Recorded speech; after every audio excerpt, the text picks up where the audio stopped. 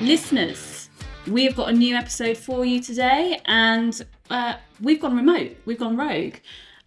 Soph and I are at somebody's yard that you've probably seen before, you've definitely heard before, but probably speaking to us about a slightly different topic today than she speaks about normally. Today, we are at Olympic riders yard, Laura Tomlinson. Laura, thank you for joining us. It's really nice to be with you. Thank you so much for doing this with us. Thanks for coming to see me. We are quite scared though, as you know. I've explained to Laura how nervous I am today. Yeah, she knows. we are scared, but Laura's promised not to bite us. So no biting today. Well done, listeners, for joining us on this wild ride.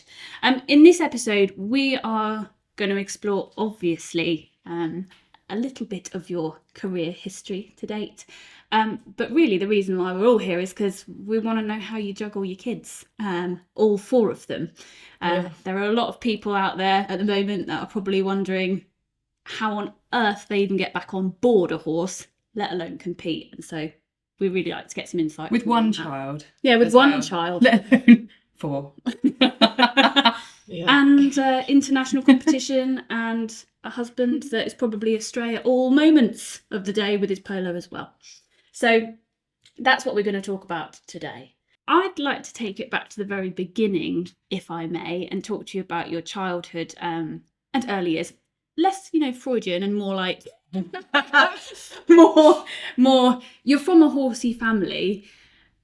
Well, tell us what that was like growing up with your dad being who he was. Well, to me, he was just dad. But I was, lived any sort of horsey girl's dream, really. I grew up with, ponies, horses on tap. They're all sort of, it was just normal to me as a way of life. It was never a choice, really. It was just what I knew. I was into all sorts of other sports as well, and played a lot of sport elsewhere, but it was never a choice for me. Riding was always my calling more than hobby or a fun sport that I played. So yeah, I sort of right from the very early years. I didn't get to compete much as a kid. I was the fourth child, so I was sort of an afterthought, and most of the time I don't think anyone knew where I was. But I just loved spending time on the yard, and if I wasn't riding a pony myself, I was rolling bandages or cleaning tack or doing whatever I was allowed to do. For some reason, then I thought you were going to say rolling down hills. Did that too.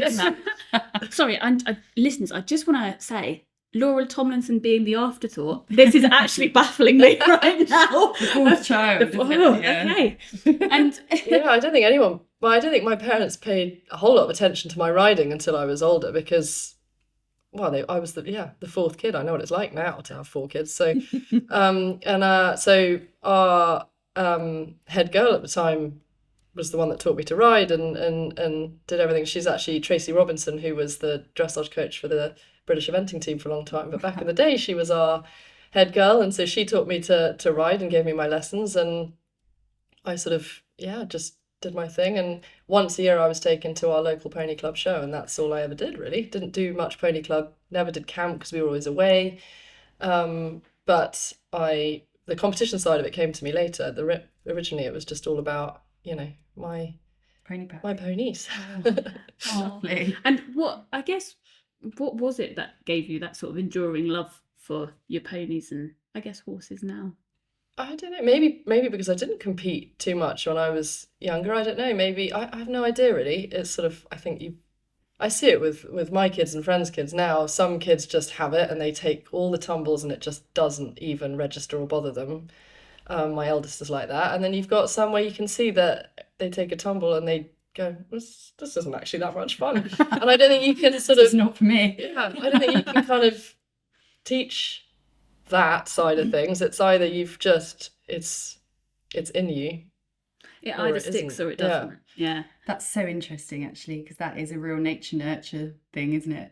Yeah. Where, like the question of if it doesn't matter what family you're born into, some people don't want to do it. Yeah. It's just not for you. And I think that, I've got 3 older brothers, which probably also played a huge impact on the person I became, and that need to compete and need to prove that I was every bit as important or as good as any guy, and I think that probably drove me to be a highly competitive person, and probably toughened me up a lot as well. That nature versus nurture thing, I think that's a question where as a parent you're always sort of looking at things going, how much influence, yeah, exactly, and how much influence do I really have? The bad behaviour is definitely nature. Always the dad. No, or the dad. Or the dad, yeah. That's come from them. Laura, you said that you sort of did other sports outside of horses. Can you tell us a little bit about that? What were you doing outside of horsing? Well, at school I played on all sports teams. My other big passion was hockey. I love my hockey. I love my skiing in the winter, and tennis in the summer. But sort of as far as team sports go, it was very much hockey. I even play hockey again now with yeah. Do you find time? I know. It's in the evening once the kids go. It's like on a Tuesday night. The kids go to bed, and I drive back to school, which is actually where my kids go, is my old school, and a bunch of other parents who also used to play hockey. We all play together, and it's a really, really fun vibe. That is so much fun. Yeah. Oh, that must be a real blast from the past though as well, to see like these faces that you've probably seen in your childhood too. Wow, that's so cool. And when did you start to compete in dressage solely? Because you did other sports as well. I was more into. I hated dressage when I was younger. I didn't get into dressage till I was about 13. Okay. And then it was sort of accidentally as well. My parents gave a helping shove. I think they were a bit towards it, fed up of following me around cross-country courses, and it was where they were at by then. My dad was in the dressage by then. He'd come from eventing though.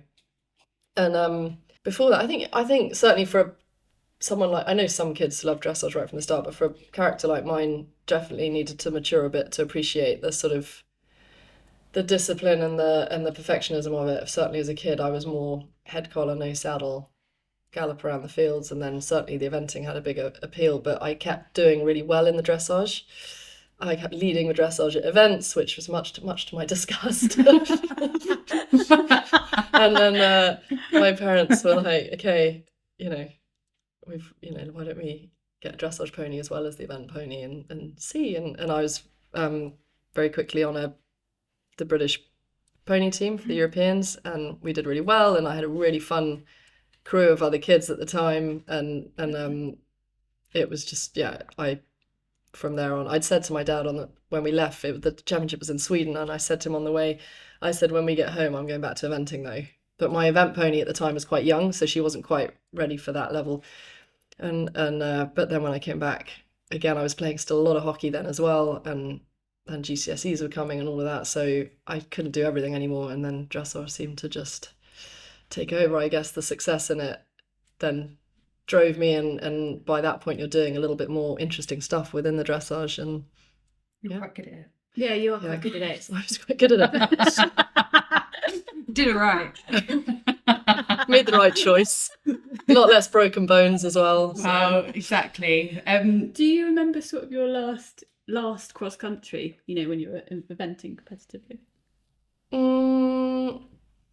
I don't, but then I got an event horse after the Beijing Olympics, just for fun again. I got just a young novice eventer, but sadly he got arthritis really young and wasn't able to compete for very long, so I didn't get to do that much with him.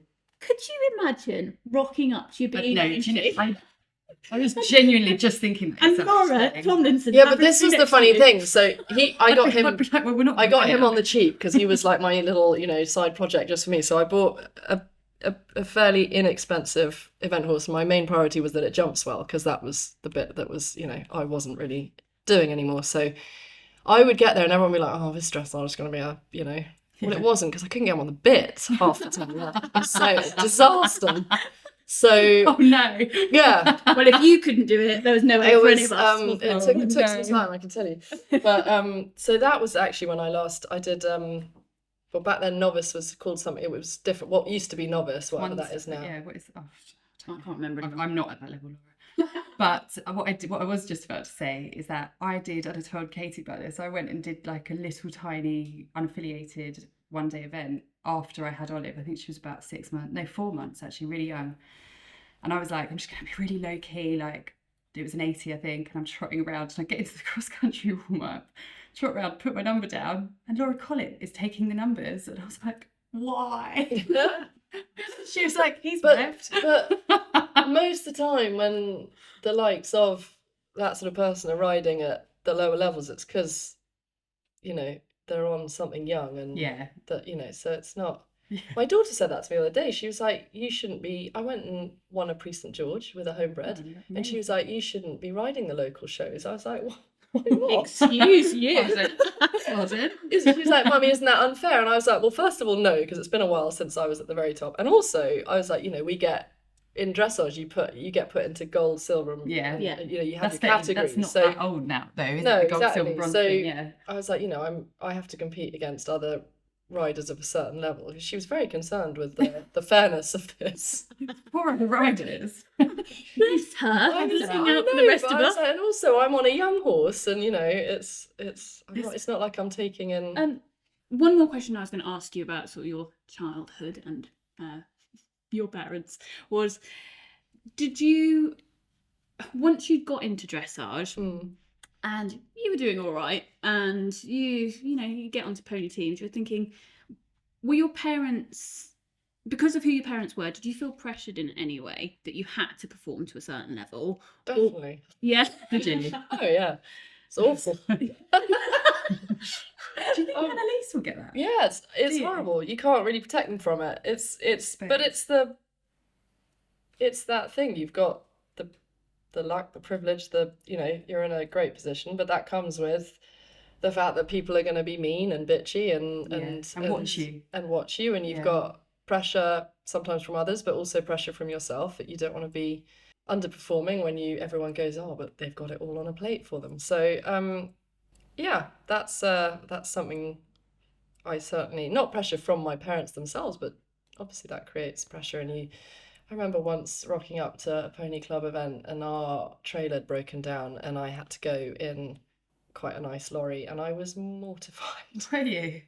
Oh. We'd gone in this, and there's my pony getting off a smart lorry and I was like, oh God, it just can't get any worse. Whereas most people would probably be like, I got to go in the nice fancy lorry, but it's like when you're that person, then you sort of feel like, oh. You just want the ground to swallow you up a little bit. Yeah. And I guess the other thing as well is, you know, there is that external pressure, but horses are still horses at the end of the day. They're going to do weird and wonderful things wherever you go. Yeah, especially ponies. I mean, oh my goodness, when you're on ponies, you're on ponies. It doesn't really matter. Yeah, and they're humbling, aren't they? Absolutely. It doesn't matter how big puppies you get. At some point, you're going to get bitten somewhere on the arse. Yeah. No, exactly. It's something that I'm quite conscious of.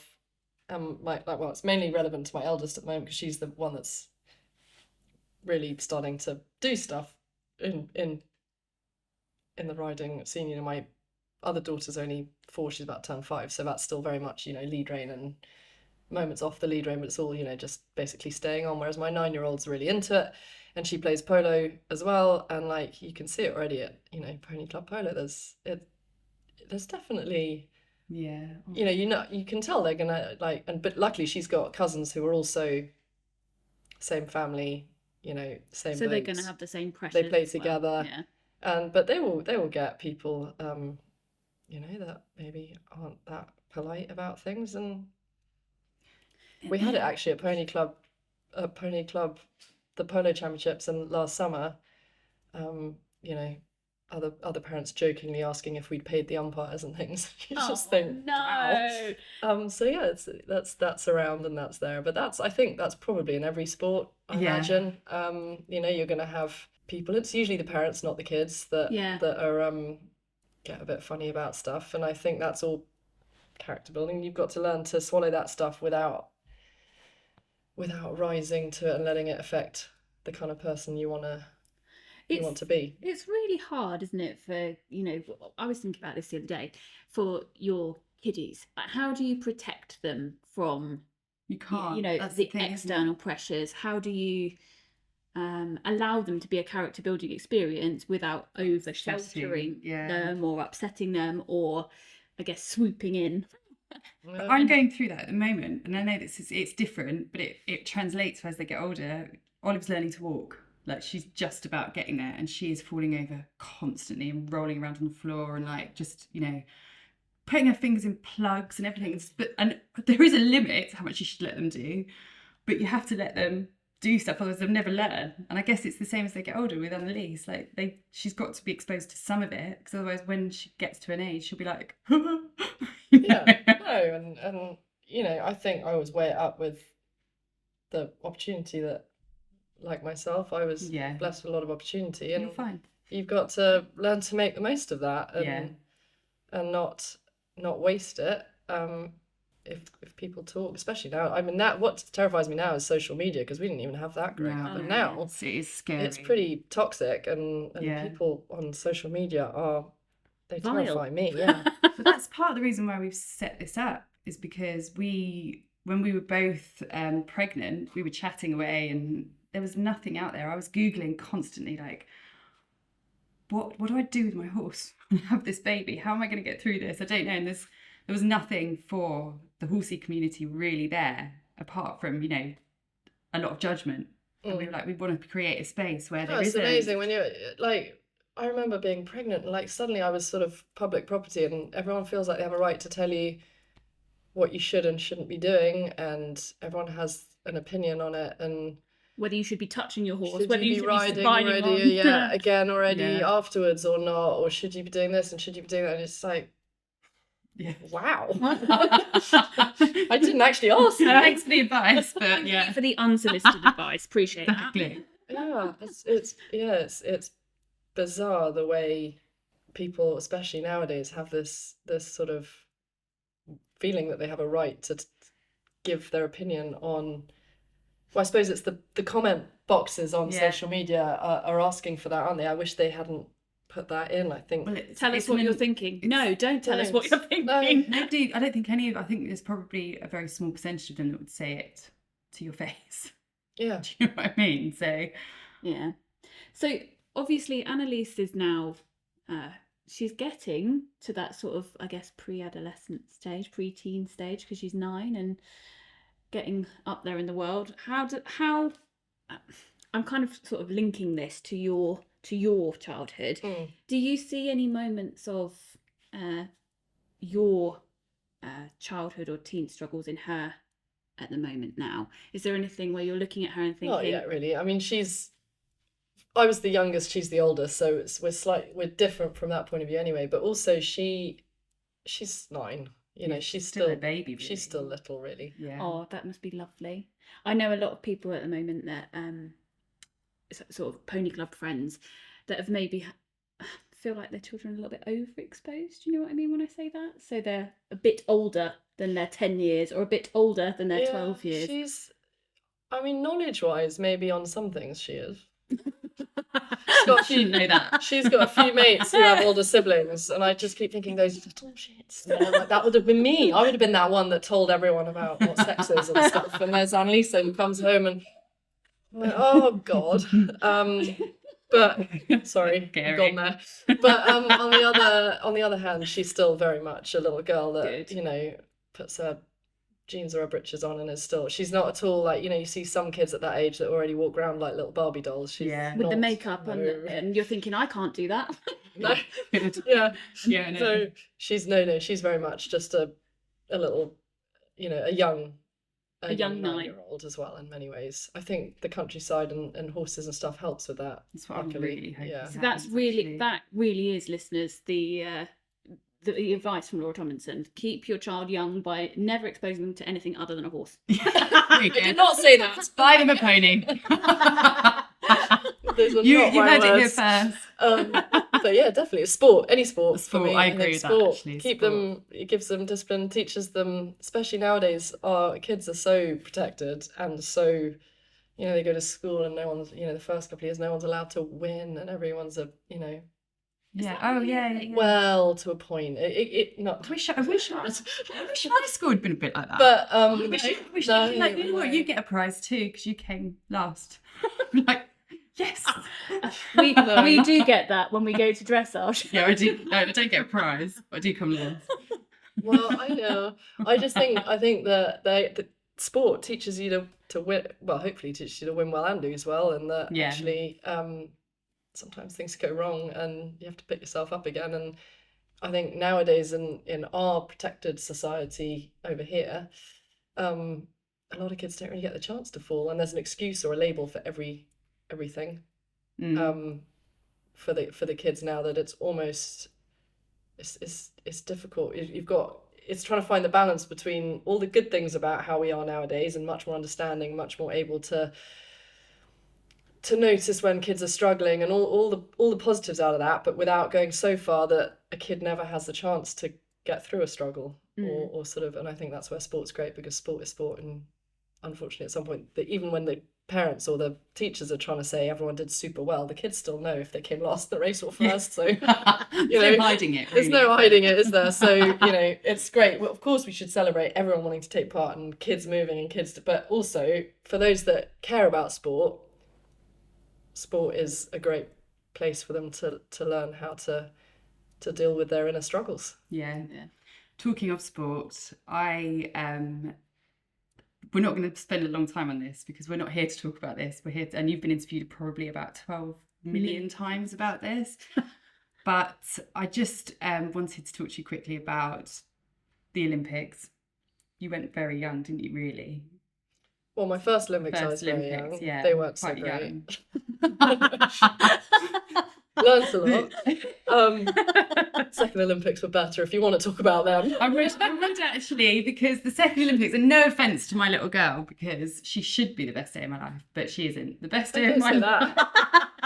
The best day of my life was definitely Greenwich Park and watching you and our team, and it was just unbelievable, and seeing Alf dance basically to the Lion King.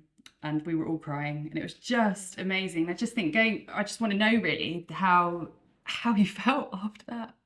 Like, how amazing was it? Yeah, I had a lot of different emotions. I can imagine. Whirlwind of emotions. I think initially it was relief that because back then there was pressure on us, because for the first time we looked like a team that could win. So first of all, it was just relief.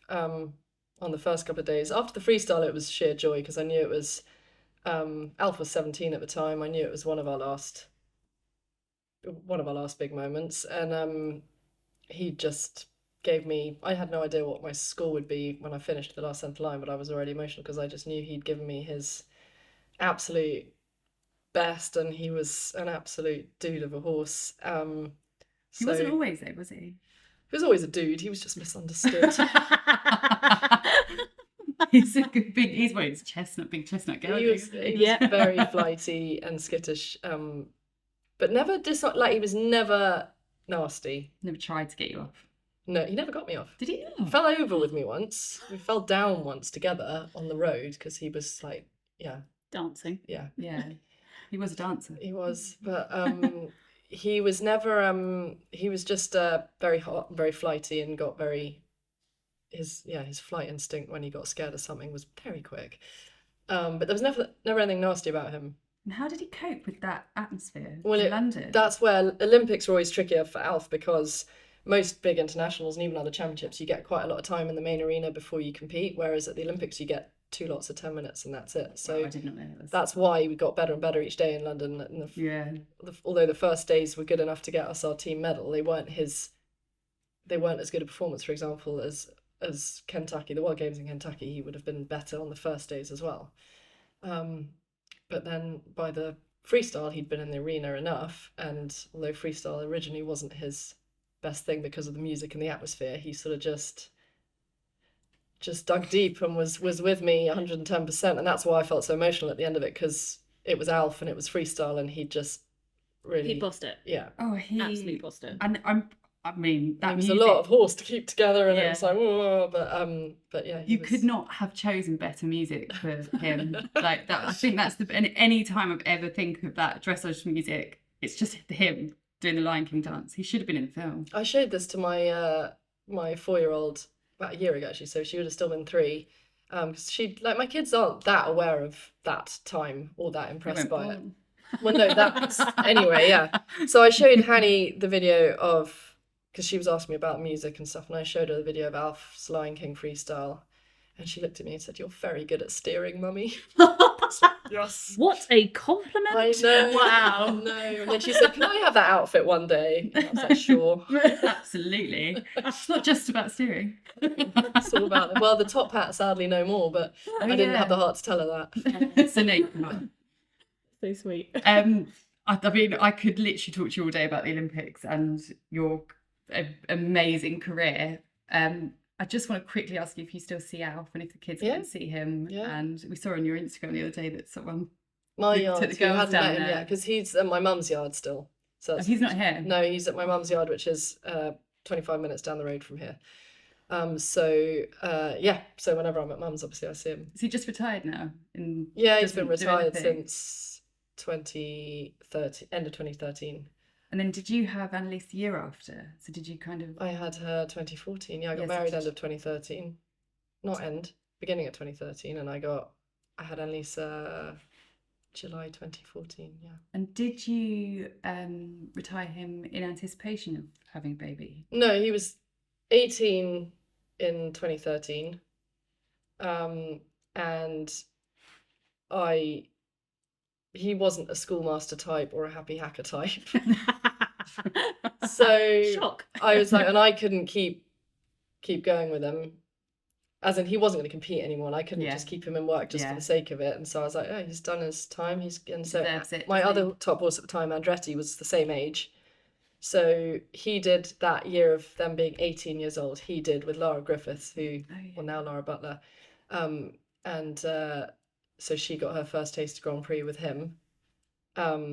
And then they both retired and went out in the field together. So that's what they come in at night. They're still quite pampered for old boys. They come in at night and they go out in the day together. Oh, how lovely. And they're really well. How lovely. We saw that picture and we thought, oh, we just got to ask. Like, how is he? How he He's is. really well. He's an absolute legend, isn't he, really? He is. She wants to ask you about Mark a bit. Yeah, Oh, God. I'm fascinated. I'm fascinated. I was like, do you know what? I don't want to talk about men. You can talk to her about men. I've had enough of men. I'm fascinated because, most of all, because I have a completely non-horsey husband. He basically didn't know which end was which until... So did Mark. until he married me. But after such an amazing kind of like high of like the Olympics, when when you're organising your wedding, was it? Well, he didn't propose until just after the Olympics because he was waiting to see if I was good enough, I think. Oh, rude.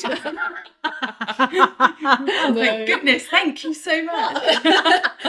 But no, he claims he had asked my dad for my hand before the Olympics, so that's his saving grace. Otherwise, I think I would have. I think it was about the time that I moved into the Olympic Village. So when everyone left, I went into the Olympic Village, and because all the other equestrians had gone, but I had commitments with Visa, who sponsored me at the time, and I went into the village and I was put in the flat with the slalom canoeists. And Mark is not a jealous guy at all. Like, I don't think I've ever managed to make him jealous, but not what I'm trying. But he called me, and he'd had to, straight after the Olympics, he'd had to go to France because he had tournaments out there. And he called me up and he's like, oh, so what are the, who are you living with? And I was like, oh, the canoeists. And he was like, oh, are they nice girls? I said, no, but they're really nice guys. Because it was, and then at that point he was like, oh, and then next time I saw him, he proposed. So that's my theory. Get he was in there like suddenly like, no. Before she goes off with a canoeist. He'd been ring shopping with, story. I know. No, he'd been ring shopping during the Olympics with my eldest brother because he'd just proposed a few months before to his now wife. So he was already getting things in a row. But I think that the gold medal clinched it. Very fickle of him. Yeah, I know. It's a sportsman, isn't it? How did you meet Mark? And was it love at first sight? Tell us. Well, no, because we first met when we were both at school together. Oh, I thought you might. Yeah, we were both really at the same young. school Yeah. where my kids are now. So we met. I mean, he left that school when he was 13 and I was 10, so I don't think we were in love at that stage. He was in my youngest of my 3 older brothers' year at school. Did you fancy him? No, because Mark didn't know. We all fancied another guy who was captain of football, who incidentally is also a dad there now. But Mark, Aged well? yes, Yeah. Mark didn't grow till he was 18. So Mark looked like a fetus until he was about 18 years old. So I don't think anyone fancied him at that point. No. Does he? Yes, yes. When I first started going out with Mark, I remember telling my brothers, and my brother that was in Mark's year was like, "Little Mark, isn't he like this big?" And I was like, "Well, obviously he's grown since then," because they hadn't seen each other since they were 13, and at that point Mark did look like a fetus. So yeah. So fast forward, obviously not 13. We re-met at Pizza Hut in Swindon. Did you? Oh my goodness, no. What a place. What a place to meet. God. Yeah, That's a load of hilarious. mutual friends. We have a lot of mutual friends, so actually it's quite lucky we Because didn't. school as well. With school, and quite a few of my best mates, older brothers, are his best mates. Oh, just from okay. around here. So actually it's really lucky we didn't really meet in the meantime, because Yeah. we would have ruined it. You'd have Early friends on. each other. Yeah. Well, yeah, we'd have gone out and it wouldn't have worked because we were still so in different parts of the world Yeah. and everything. So it's probably lucky. Timing. That, yeah, it's good timing. But then we were, a load of mutual friends went to the cinema together, and we went to Pizza Hut at Swindon first, and he asked me for a dressage lesson. Oh wow. Did he actually ever do that? Yep. And what was it like? His when you first dinner was awful.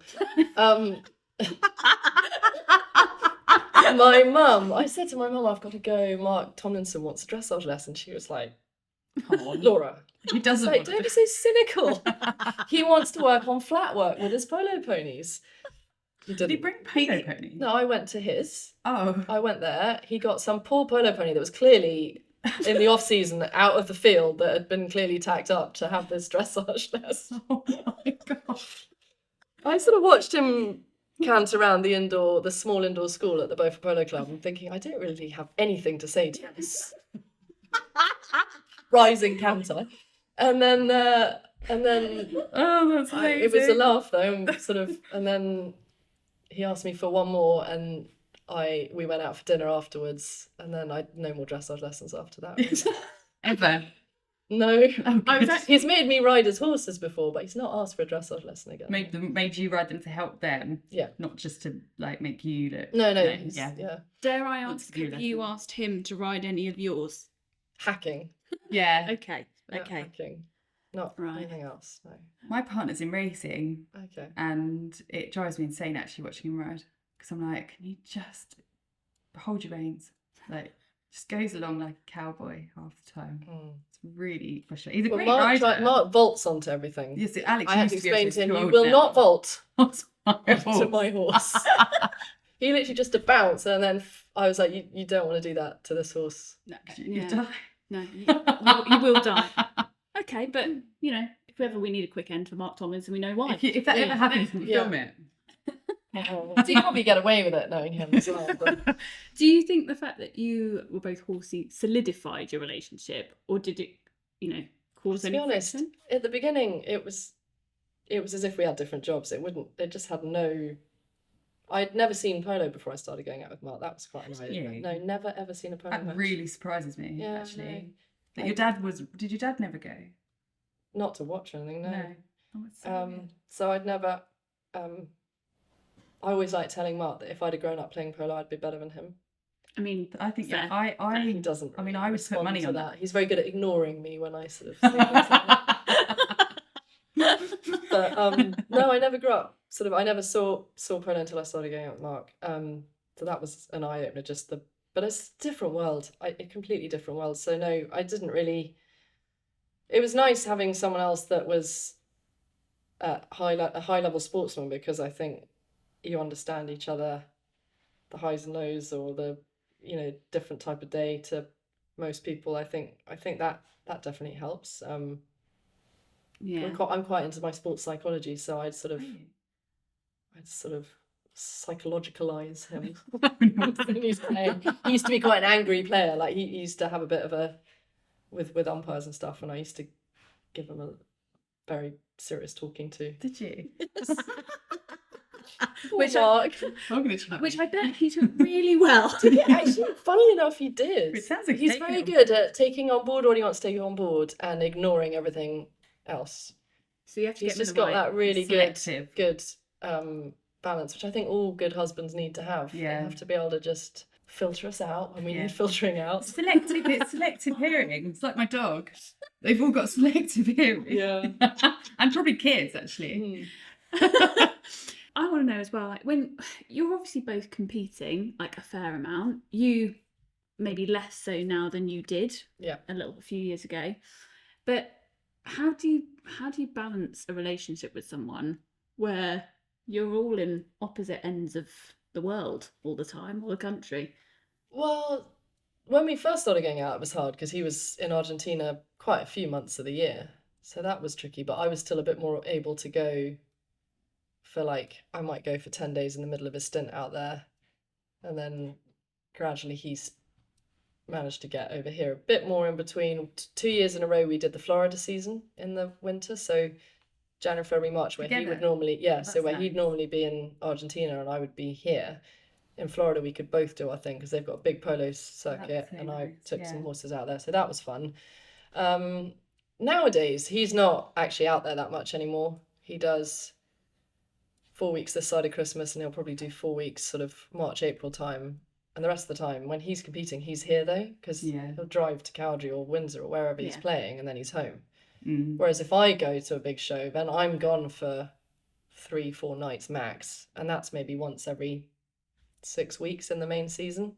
So actually I'm not away that much. Actually, it's not that much different to normal jobs. Yeah. Really, because you'd have to stay away. Do you know what I mean? Like with the Yeah. time you're away. Yeah, no, it's not that. It's not that It's not that bad. It was definitely harder for pre-kids when he was away a lot, because he was either there the whole time, or when he was gone for a long chunk. Whereas if I'm gone, I'm only gone a few nights. I'm gone maybe Wednesday to Sunday, and that's not all the time. But now when he goes away, even just 4 weeks, that's full on. You're on your own with 4 kids for 4 weeks. That's full on.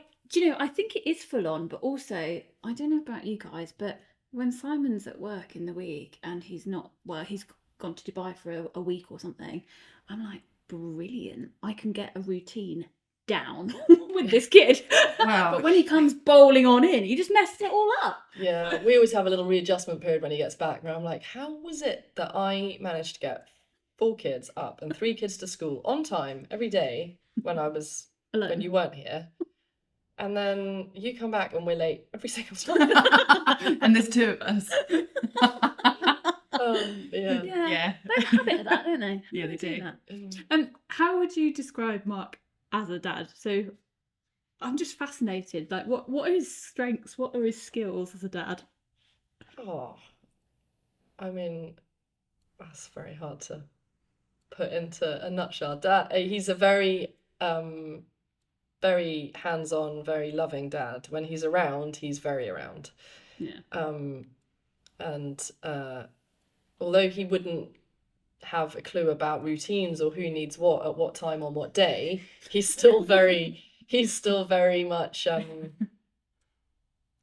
very, I mean, I don't know, it's what we call it, hands-on dad. You don't never call it hands-on mum. No, you don't. No, working But, mum. What about working dad? He's he's very present, let's put it that way. He's very present. When he's around, he's all about it. What did Jenny say the other day about a nappy bag? Oh, She men can never pack she a was like, nappy don't bag. ever trust a man to pack a nappy bag for you. Oh God, no. I know. Or any bag. Any bag. A suitcase. Not even a weekend bag. No. Nothing. I know. Nothing. Yeah. No, that's definitely organisation, timekeeping, things like that's not where his skills lie. But I can't complain. I wouldn't have had 4 kids with him if he wasn't. He definitely isn't a baby person. Like, he doesn't notice that there is a child until they're about sort of certainly six months plus, when they start sort of Becoming more interactive. becoming a person and interactive. But once you've got multiple kids, that's very important, because when you're dealing with little one, the older one needs someone. And I wouldn't say a quiet bedtime routine has ever happened with Mark around. It's You know, Have you ever seen that meme, which is the Grinch, and it's like Don't wind up the dog. It's when dad goes to do just like 5 minutes before bedtime. And Yes. it's like the Grinch go like, "Ah." You're like, oh God, can you just stop doing that? He likes it, throwing him in the air. the Just read excitement. her a story. I know. You know, at least he's there, bedtime bath. Like, you know, when he's around, he's around. When he's not around, obviously, he can't really. No, But well, he's he'll cook and things like that, and he loves that the kitchen has to be clean. He can't That leave, is like dream. he can't leave things out, even before he even eats the food. He has to like, I would hate me. happily leave Yeah, he would hate me. the pots and pans until the next morning even. Yeah. Uni. We went to uni. But no, Mark can't do that, so it's great. So it's you just have to wait just a moment longer, and then he's done the kitchen, Just leave. which is great. That's so great. Major OCDs about how the dishwasher's stacked. Really? Yeah. Oh, I would give him the worst anxiety ever. I'd really like to I borrow do. him. I've got I put like all of the cups where the plates are supposed to be and then just shut it. I'm more on hygiene. Like I'm like, you know, how about washing everyone's hands once in a while, things like that. He doesn't mind about, you know, hygiene, but the dishwasher has to be perfect. That's that. I do think I'm going to borrow Handy him though. to That is give handy. mine a bit of teaching.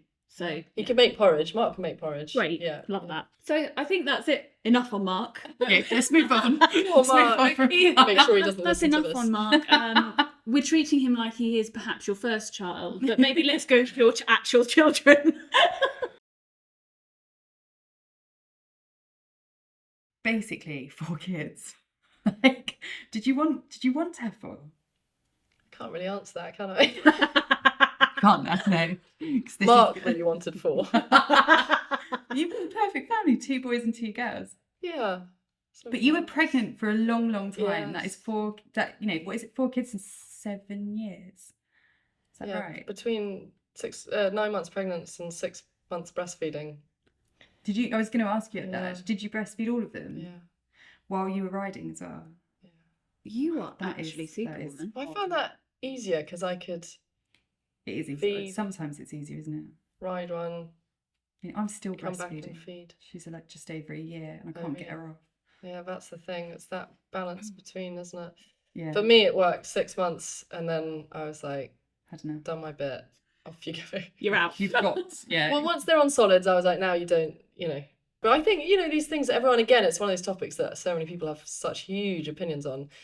I think it's whatever works for has you, to isn't do it? what works for Yeah. you. So, you know, I'd say I've certainly, with the last ones, all of them, I wouldn't have been exclusive anymore at 6 months. I would have also given them a bottle, If I had another one, I would do that. for sure, in between, or if I was, you know, I'd have them able to take a bottle as well. I had 2 that my third child, actually, she massively refused, just as I was going back to my first big competition in Germany. Obviously I had her with me, but I needed her to take the bottle, and she had taken a bottle, and just for that show she obviously read You're my inner psyche and was like, I'm not taking a bottle.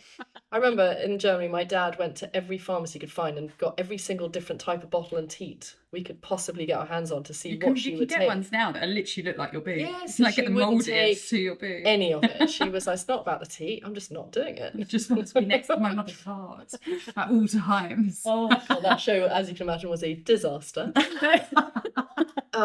to know. Yeah, that was great. And we're putting it all down to her, though, yeah? Yeah. It was her fault. It's Ever completely. thought? Completely. I blamed my last summer when I was it last summer? Some point last year when Tommy was still quite young. Well, he's still quite young, he's only 2, but I was saying to my sister-in-law, who's like a super fit Ironman lady, she does like triathlon, she's mega fit, and I was like, since Tommy I've like got cellulite and I just can't get rid of it. And she was like, you can't blame Tommy. I was like, why not? Since this one. I was like, I will blame him. I can blame him. He doesn't understand it Yeah. either, does he? Anyway. It's all their fault. It is. Yes, No. yes. I've got something. So if you could, I don't know if you can remember because I can barely remember having Olive and I've only got one. But if you can remember back to your first one, and she was obviously came after the wedding, the Olympics, like just years of amazingness, basically. And then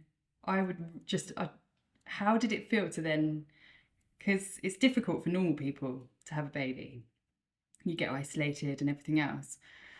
How did it feel coming off the back of those incredible celebratory years to then be knee deep in nappies and just on your own with a baby? It wasn't so bad. I enjoyed that state. I had a pretty easy pregnancy. I was able to ride really far, and I didn't get particularly big. I was able to keep pretty fit and healthy. I wasn't sick. Was really, really tired. I remember that insane tiredness. I was like no tiredness you have ever felt it's like before. I was trying to explain it to my husband. Like, it's like I feel like your bones are tired. Like you can't move. I know. I had to call in sick to work once because I was so tired. And I was like, I've got to go to bed. And there was no other way to describe it. It's And then with my second, I didn't have the tiredness. That was my boy, but I had 10 days of real sickness. So I remember puking out the side of the stable. Awful. Driving Annalisa to a party and having to be sick out the car, and it was but only 10 days really, and then I was fine. But yeah, with Annalisa, my first, I had a pretty good pregnancy. Birth wasn't so fun, but we'll gloss over that. And then I recovered super quickly as well. I remember just being fascinated about how the body could heal that fast and bounce back that fast, and I was fascinated by that. But do you think it helped that you are a top sportswoman, that it did bounce back that fast? Probably. I think having a strong core made the birth harder, but made the recovery easier. Yeah. I guess I've never been someone that gets blue or has a sort of struggles with that side of things. So I think, I remember constantly being asked by when the health visitor and the midwife, the local midwife come and check on you, they keep asking you, are you okay, honey? Okay, are you feeling blue? Is your husband being nice to you? And I was like, wow. I made another cup of tea, but other than that, all good. I can remember those questions, and I remember I was like, I am fine. I'm just really angry with my husband, like my partner.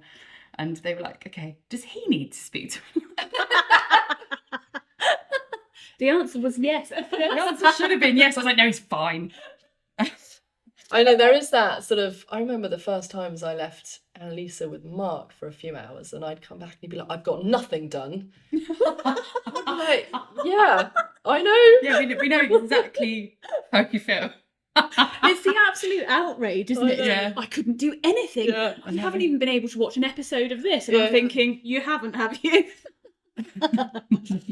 Try doing the laundry, love. I know, but it's I definitely didn't have a sort of a major wobble from that point of view. I remember I suppose I do remember having the moments where you feel like, gosh, this is it. My life's never going to be my own again, or I've lost your independence. Lost independence. But I think that's where, for me, the riding and the getting back to the horses, not necessarily just to compete, but just it was what yoga mums do, I guess. It was meditation. That is all the rage now is to find that time to. All it is a time where you feel like you. Not you as in someone to someone else, but just you. And I suppose in riding you get that equivalent of meditation, because you'll go into a flow state where you're not thinking about anything else, you're just reacting and in a flow state with what you're doing. And I think that for me was your therapy, my therapy, and my way of keeping my mental health intact while going through that whole change and the process. On that same note, I rode through pregnancy, and then I stopped when I felt like couldn't get on. And then after I had Olive, I got back on my horse really quickly afterwards, and I had really lost my bottle, my confidence. Not that I was scared, but that I was so conscious of not wanting to hurt myself, because I think probably because she was still being breastfed. I just wondered if with any of yours you had lost that. I was fine on my horses, but I was always choosy about who I rode at first. I had real problem with, after my second, I had a really bad prolapse disc with a sequester, so I couldn't walk. Oh. I was like, I was in bad shape, and they did an MRI and they said I need to have surgery on my back, and I said I'm not doing that because I'm breastfeeding and I don't want to stop and do all of that. God. So I ended up having to do a lot of physio, and I'm really glad I did, because otherwise, who knows if I'd have had the back surgery. It's not always Simple. no. No. And I managed to get completely, probably stronger than I was before, through all the physio and strength work I did. But there are those moments where you're like, you have to make decisions based on not what's necessarily best For you. for you, or what the advice is on you, but on, something else takes over. You talk about the kids. Mm. To check.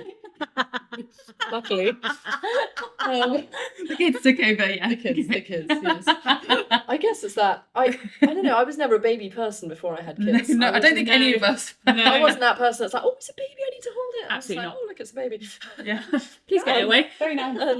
And until it was, until I had my own baby. And I remember thinking when I was pregnant, like, I have no idea what I'm doing. I don't think I read a single book. I was just sort of going with the flow, and then you had that dawning moment before I gave birth, and I was like, oh my god, I don't think I actually, well, I know I actually don't know what I'm doing, and I have no idea. Did you do NCT? No. That might have helped. I know. And then I didn't either. yeah, did you not? No, But I then did. No, I didn't. Oh, Did you? well, I did. I was on tenterhooks no, I didn't. Yeah. because I knew, like you, I didn't know what I was doing. No, I but was in then- denial though. Yeah, Remember that? She found out at Yeah. 6 months. Ooh. Yeah. So I was in A friend like denial. that who's in racing, she didn't know for the first 4 months, and then she had the baby quite early. So we always say that pregnancy doesn't count because she was barely I pregnant. say that to you, don't I? Amazon delivery. Yeah. Yeah, I always say that to you. Did you feel like you were better for being underprepared going into parenthood? Do you think if you'd have done loads of reading around the topic, you'd have like been more scared than just going through each challenge at a time? I don't know. I think being a horsey sort of animal person, I was just quite happy to trust my instincts. And I think nowadays, especially with Google, everyone's too quick to research, and the art of trusting your instincts has gone a little bit. And I think actually often as a mum, you kind of know when... Yeah. I have to say, as soon as Annalisa was born, that feeling of overwhelm of suddenly being a mum, having a baby, the love that takes over and the instincts that take over are quite strong if you let them. And I think that was what I was least prepared for. I was like, wow, this all comes quite naturally if you let it. And I wouldn't have said beforehand that I would be a natural parent, because I thought, well, I'm not that baby person, so what am I going to do? And actually, once she was there, I was like, oh, You did kind of have a son though in Alf. I Didn't did. you? I actually think Didn't give birth to him though. I'm would have been a bit so strange. pleased to hear that. Yeah. No, I think you're right. For But me, with animals, they can't talk, so you have to listen Yeah, exactly that. to what they're trying to tell you and Yeah, trust try your and instincts trust and your try and instincts so I then. think actually if you let yourself do that with a kid, instead of immediately going, she sneezed and farted at the same time, Google, what does that mean? I think You know. I think that it took me a little while to learn that. I think hopefully if I had another one, I would be a lot quicker into it, because I think it took a bit for me to trust my own instincts and be like, no, I know there's something not right with this baby. I don't need to Google it. Do you know what I mean? And take because I don't know if you've had this, but the doctors. I don't know if you had this with your first. When I had Olive, there was 1 week when I took her back to the doctors about 12 times, and they were like, I didn't have that. I've not had that. they were like, But I know lots of people who did. They were like, she's fine. I was like, she's got a spot on her face. I think it's a cold sore. She's gonna die of herpes. Yeah, I definitely didn't have I that. didn't do that, but I know lots of people who did, so I'm not Okay, judging. Thanks. Sorry. But it's, yeah. I remember thinking she had worms when I'd given her first banana, and you know how the poo goes. Squiggly. You've got those lines, and I was like, oh She's been the eating. dogs have licked her too much. I've given her worms. Anyway, it was all fine. Turns out it's just banana. It's just a banana, which incidentally she won't eat nowadays. Oh, no. Did you tell her? No, I don't know what's that. Yeah. So obviously now you've got the 4 and they're all growing up and you're becoming a real unit, I guess. What would you say, how would you describe each of them in personality? Oh, crikey. Trying to think of polite words to use for my kids. I mean, it's okay if they're not polite. You can keep it real. Oh dear. How real do you want to go? Well, the eldest is probably, she's quite shy and modest if she's out and about, less so at home. She's quite bossy with her dad, but she's very sporty, very tough. She's definitely harder work at home than she is out and about, but she's extremely she's quite go get 'em. Do you think she'll be the one that goes on to compete at a high level? You know, I think she'll definitely have fun competing ponies and stuff. I don't know if any of mine will go. I'm certainly not going to encourage it. If any of my kids wants to ride at high level, obviously we will support that, but it's not something I'm going to push down their throats, because I feel like how we started the conversation, it's a bit of a, they have to really want to be there to cope with all of the pressures that they would, and the stuff that would be thrown their way, counterbalancing the opportunity. So Yeah. if they want to, then fine, but I'm not, I'm certainly not going to push that down their throats. I'd love them to pick a sport that they get into that sort of gets them through their teenage years and gives them that discipline and that side of things. But nowadays, to be elite at most sports, you have to be elite so early and so full on so early, that you kind of robbing them of a childhood, and the parents kind of have to make that call, because no kid, even if a kid's like, Annalise is good at tennis, but if she was going to be super good at tennis, she would now, age 9, have to be playing hours a week. Well, any kid that's into tennis is going to lose their love for tennis if they're... Yeah, definitely. I don't know. Yeah. I don't know how it works with those sorts of sports where it is just that intense that early. But anyway, that's another story. But yes, she's really go get 'em. She loves her sport. She's really sporty. She's a really fun, kind friend. She's Where does the red hair come from? Going completely Oh, off my- topic. my family's My little riddled with the girl's gene. got red hair. Riddled. Are they? Is it you? Is it you? Yeah, my 3 brothers Oh. are ginger. My dad was ginger. My mum's brother was ginger. So both sides of my parents' family have the ginger gene.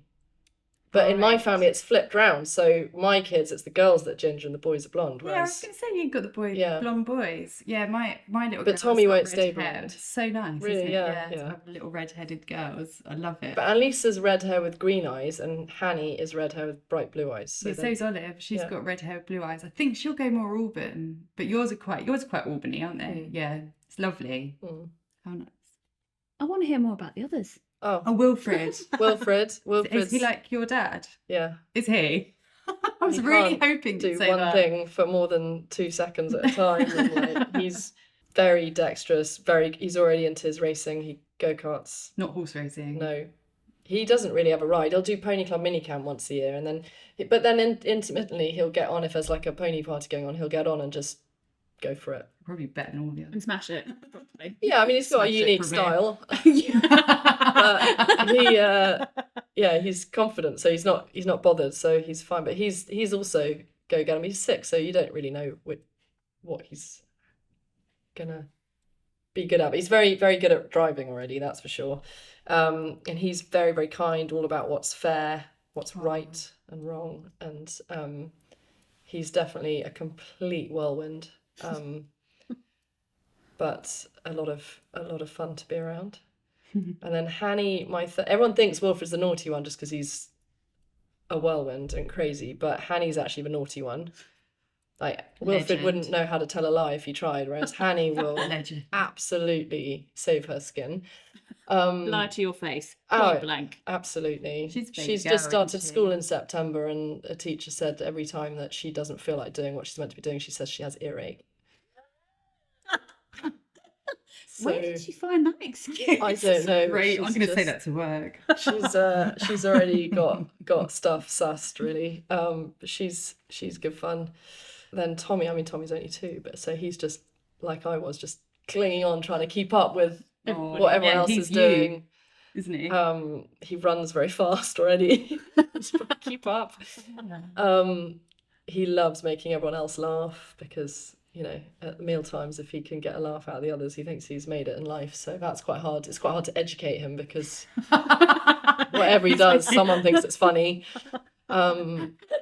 And so Would you be swearing? I know he's just But they all bring. Amazing. They're all very similar and very different, and they all bring lots of different stuff to the table. And they are best mates one minute, and then they're bickering and killing each other the next. And I can't really keep up, to be honest. Oh, lovely. They're And best out of friends. your 4, Who's my favourite? no, I mean, you can tell us if you like. Out of your 4, who rides regularly? So The girls. the girls. Both girls. So the eldest obviously rides, but my other girl, Hanny, she's 5 on Monday actually, so she's nearly 5. Birthday, Hanny. She likes to ride pretty much every day. She has a strop if she doesn't get to ride. Even, I mean, with her often it's just going Hanny for a sounds walk with the dogs. so fun. But yeah, she's she loves it.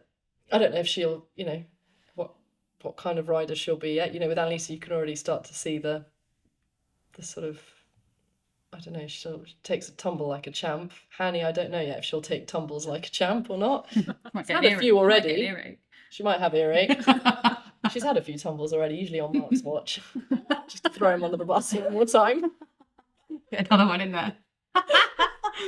But yeah, they're both really, really into it. Hanny's still at the stage where it's all about, you know, putting glitter in the pony's tail and fairy rings. And She sounds so fun. Whereas Yeah. Annalisa would be Should do a like podcast glitter. with her. The poor Hanny, oh yeah, she'd hold court for a long She time. sounds great. The poor ponies. I know. Just think about who might follow in your footsteps. Do you think, obviously the girls are the ones that are riding more regularly, but do you think one will be coming back to dressage at any point, Alice? Or Wouldn't be able to see it at the moment, but then you wouldn't have seen it in me at this age either. So It's just a matter of time. I don't think so. I hope not. Anything but dressage, to be honest. You sound like me. Alisa's really into a polo as well, though. Is she? That's But then really Mark fun. will say things like, girls can play polo, but they shouldn't do it professionally. And you're like, you can't say that. Don't say that to my girls. Don't say that to don't say it to your sister, Mark. Oh yeah. And his mum was the most successful female polo player ever. So, yeah, you can't. But no, I think it's more that it is quite. Now there's more of a girls' polo scene. It's different. But back in the day, if you wanted to be a top female polo player, you played with the men, and that is quite a rough sport. So I can see from a safety point of view, it's not necessarily what you want your daughter to be doing at high level. Precious little girl. But no, I don't think if you asked Annalisa right now which discipline, I mean, it certainly wouldn't be dressage, but I mean, I don't think she'd want to have to choose between polo and jumping and all of that. I'm kind of hoping that we see her at badminton in a few years. Oh, I know. I really would love that. I mean, eventing was my first love in horses, so I would be immensely proud, but I would also have to be highly sedated. So. I can find some settling. You heard it here first, chaps. So if we come to that and I'm sitting there like this, you'll know what's happening. I think I would be like that. I'm nervous enough to do it on my own. It's bad enough watching Mark play high level polo. Yeah, I at speed. bet. It's quite terrifying. I've watched him be knocked out before. That was not fun. Never run so fast in my life. Alex scares me. He's taking horses up the gallops every day. And they're like 2-year-olds. Yeah, like one bizarre. day something is not going to go right. Maybe get the back up, Yeah, Get I back think. up. So I've been told several times by other friends that once you got 4 kids, you can't, like, if the husband goes, you're on your own. No one's having you. I'm like, oh, great. really, Oh no, someone will. No Oh, one you'll be will fine. take You'll me be with my fine. 4 kids, apparently. we're on the shelf. Got to keep them safe. So while we're on the subject of your kids, I lost my mum 5 years ago, 6 years ago. And so I actually, on a personal note, wanted to ask you how you keep your dad's memory alive within the kids. And I Interestingly, my middle two are definitely going through a phase where sort of death and talking of Orpan. My grandmother died soon after my dad, and they knew her. So the whole sort of that concept of death and where they've gone, and they quite often sort of suddenly say, "Oh, I miss Orpan." Actually, they wouldn't really. Wilf and Hanny wouldn't really have a proper memory of him anymore. That's what makes me the sort of saddest. But they have this idea, and they have this idea that they miss him and they want him, and especially Wilfred, because he knows my dad is into so many things, like horses aside, so many things that he's into. And Hanny's named after my grandmother, Hanny. So she's often like talking about my Hanny, and so Wilfred doesn't understand why can't we write a letter to him? And I was like, well, you can. That's a nice thing to do, but a lovely thing to do, actually. But yeah, they whereas Annalisa, she does remember Dad, and there's lots more pictures of them together. But they kind of get that because my mum's still around, so you get a fair bit of stories, through her as well. And we have, talk about it. My brothers, we spend a lot of time with my brothers, and so they get a lot of the stories. And Wilfred loves hearing about my dad when he was younger and how naughty he was, because I think it makes Will feel better when he's in trouble. This is when you get it. Your name and your personality. Exactly. So he's called Wilfred Simon, and my husband's father is Simon, and I don't think he was an angel either. So we sort of shot ourselves in the foot there. Wilfred's got no chance. But yeah, they sort of get the stories, and they I guess, it. I do with Olive. She's tiny. She can't really understand anything, but she does know. There's a photo of me and my mum and my sister on the wall coming down the stairs, and every time, or most of the time when I come downstairs, I say, "Where's your nanny in heaven?" She's like points at my mum, and it's really cute. Yeah. She doesn't know what she's pointing at, I don't think, but she will. She will. Really interestingly, so my husband's mum passed away the week we found out we were pregnant, and we were living with them at the time, and obviously Rafe's not met her, and he's barely met my husband's family, like as a whole, all the time. And we were down there for New Year, and there's this photo of all of us, bar Rafe obviously, on holiday together, and he is absolutely transfixed by the picture of Leslie, Simon's mum, and I think it's because he hasn't seen her face, in real life. And he probably sees a bit of himself. I think they recognise themselves in those faces as well. I'm sure of it. I read that somewhere, that it's family recognition, and I think that's why Olive smiles at my mum, because it looks like her family. I can see my kids. I can see Annalisa and Hanny majorly in my dad, and also in my brothers, but Wilfred as well. Like, they all look completely different, yet you can fully see. You catch this glimpse, or it's a mannerism or an expression or something. You're like, whoa, or an eyebrow or something that goes, and you're like, whoa, and I guess I just often talk about similarities that they have, and Mum always tells good stories about different things, and I think and I talk about it as well. Like, I'll say to them sometimes, God, I really miss Dad, or Dad would absolutely love that, or in my day, this is what Dad would have done if I'd have done that. You wouldn't have got away with that with my dad. Exactly. Just a look. And so I guess they just infiltrate the conversation. Yeah, it's sad, isn't it? Because you know that your youngest, my little girls, and I'm never going to meet her, but we talk about my mum enough as well. Like me and my sister do it all the time to hopefully instill into them that how amazing your dad was. Yeah, As he was. it is really hard. My brothers, two of my brothers' kids never met dad and won't have, won't know, and it does sometimes make me really sad because you think at the end of the day to them it's just a person in stories and stuff, but at the same time I think generally kids are fascinated enough with the past and the stories. I remember as a kid I used to always, when my grandparents came to stay in the mornings, that I would always go sneak into bed with them and have stories from when I wanted to hear. My grandmother was my dad's mum. She outlived her husband by quite a while, and I used to love going and just snuggling up in bed and saying, tell me about, the good old days, and she'd just have the best stories, and I used to think it was fascinating. The weird thing is that our kids are going to grow up and be like, what do you mean, like, you didn't have the internet?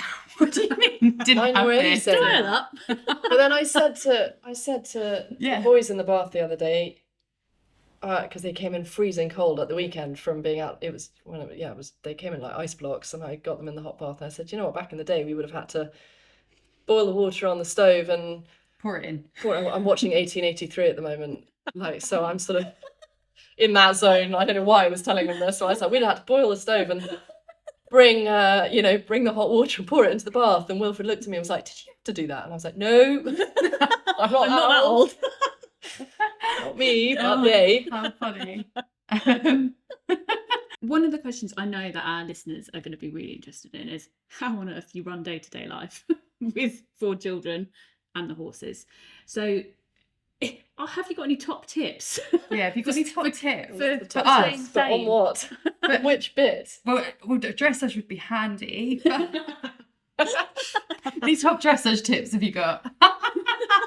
No. How do you balance your life so that you don't get a huge amount of horse guilt or mum guilt? Or do you always have one or the other? No, I try and not live with too much guilt these days. try and be over that now.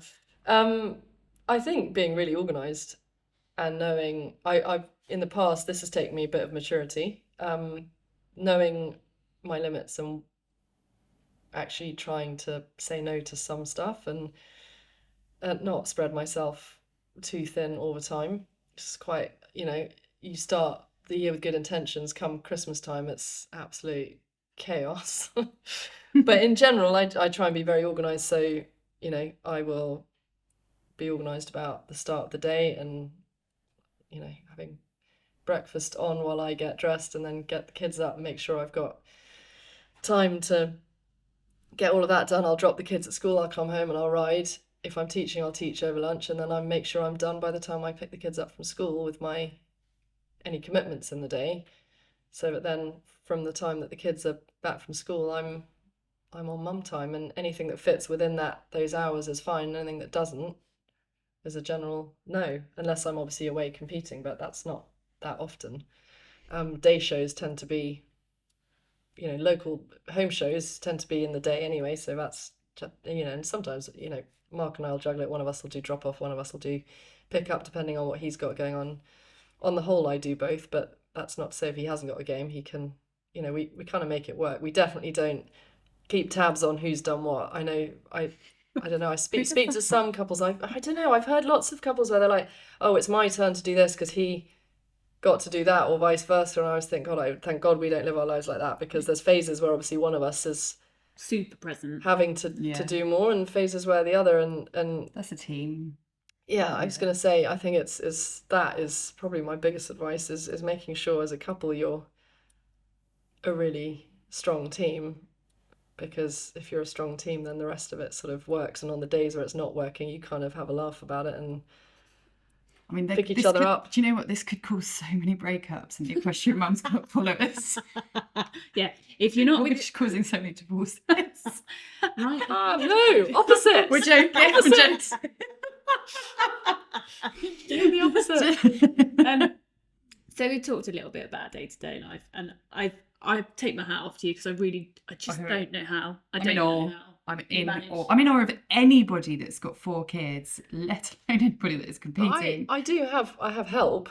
Well, yeah, but I'm glad. Yeah, but you've got help. Have a parental I have responsibility. Since multiple kids. People. We've got an amazing nanny who's been with us for 6 years now. Oh.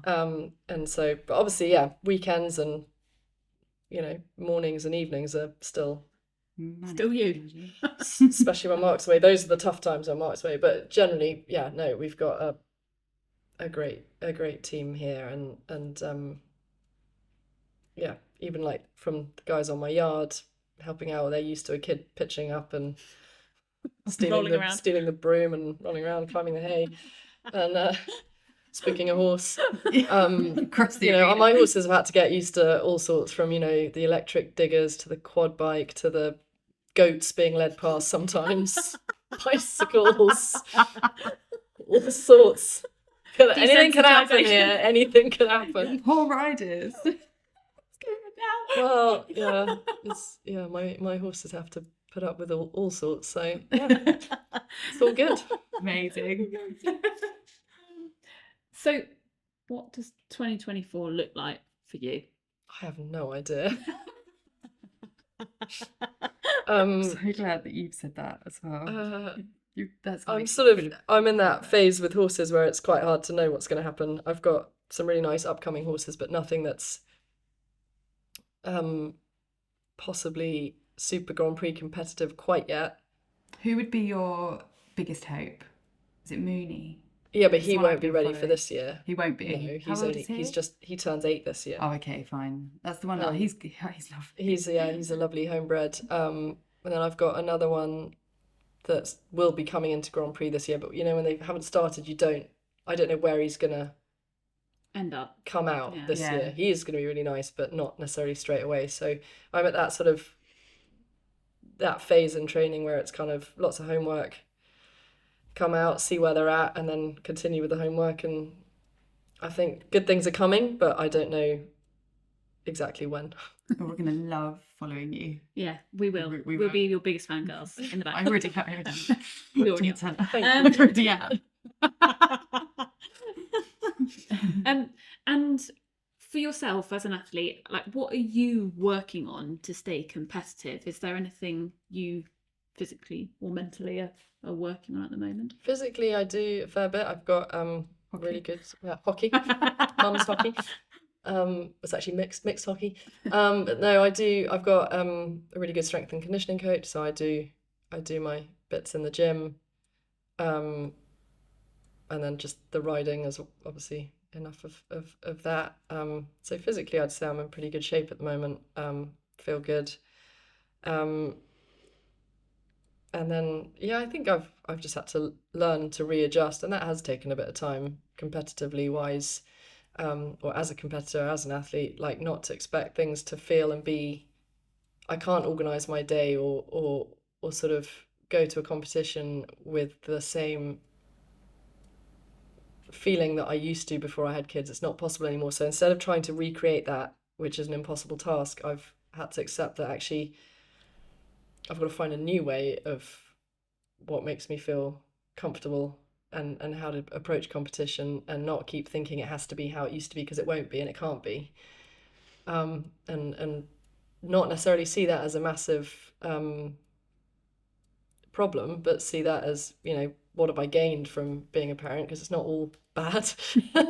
Yeah. But from a competitor's point of view as well, it's not all bad, because you've gained lots of resilience. You have to learn so much about yourself, mentally and physically, when you become a mum. So actually, I've lost a lot of things that used to aid my competitive side, but I've also gained some things, and I think I've gained a lot of perspective, and a bad day won't haunt me the same way as it used to from an equestrian point of view, because you come home, got no time to dwell on that. When I get back in the house, it's none of my kids care whether my show went well or not. Well, they don't even think that you should be there. No, it's like whatever. Exactly. Shouldn't be there anyway. So yeah, not fair. But nowadays, if I've got one more to ride, or I want to go and watch my daughter's hockey match, I'll probably choose the hockey match. And because I feel like where I can, I do want to be there, and that's okay. I prioritize my day so that my horses, with the ones I do ride, they have my full attention. And if that means riding one less here and there, or changing the order of who I ride so that the ones that get my full attention, that varies as well, then so be it. And I know I haven't got, I'm not going to get them to top level as fast. And I have to have a slightly different kind of horse. I couldn't have an Alf nowadays, because Alf needed 110% of me all the time, because that was the kind of person he was, and I don't think he'd have made it if he hadn't have been. Yeah. But then I've got horses like Mooney, who's he's a homebred, and he's just a dude, and yes, he's sensitive and he needs 110% of me when I'm with him, but he's also very happy being hacked out by one of the girls on the yard, and in the afternoon it doesn't have to be me. With Alf, it kind of did need to be me. Soulmate. Yeah. I mean, everybody, we've just had a masterclass in how to manage your if you saw the state of my household sometimes, I wouldn't say you'd be thinking I was managing it that well. I'd like to end on one final question, if I may, and we ask everybody this that we've interviewed so far. There's two of you. Okay. Right, I get it. Okay. Jenny and me. Jenny, you and Jane. Jane and Alex. Alex. Oh, Jane. Oh, and Alex. Yeah, sorry. Do you have any advice for expecting equestrian parents? Oh God, I could write a book. You should, to be honest. I'll buy it. Well, probably, trust your instincts, and only listen to the people's opinion that you actually value, if that makes sense. Like, if it's a really good friend or a close family member that you respect and you value their opinion in general, then value their opinion on what you're doing, and just don't worry about everyone else. Amazing. Yeah, that's really good advice. Sound advice. Really, really good advice. Thank you. Well, guys, that has been an amazing conversation with Laura Tomlinson. Thank you so much for taking time out of your day to speak to us. So much. We really, really, really appreciate it. And I think that there'll be a lot of people out there that will benefit from it. Yeah. That can take a lot from it. Thank you. I think, it's not about being perfect. It's about doing the best you can. And no one's a perfect parent, but if you're doing it out of a place of love and you're doing your best, then that's all you can do. None of us are going to get everything right. No, so true. Definitely not. Thank you again. Wow. It's not every day you get to sit down and have a cup of tea with an Olympic medalist, is it? Sophie and I were absolutely thrilled to be spending some time with Laura Tomlinson, as you might be able to tell from that interview there. We really enjoyed getting to know her more, and speaking about some of the experiences that make her, including obviously riding at the very top level, but also parenting 4 awesome little kids. So thank you so much, Laura, for spending the time with us. Obviously, listeners, if you've got any questions for us or comments on this particular episode, let us know. Get in touch. The socials are at Equestrian Mums Club, or you can send us an email, hello@equestrianmumsclub.co.uk. Otherwise, we'll look forward to seeing you on the very next episode. Thanks.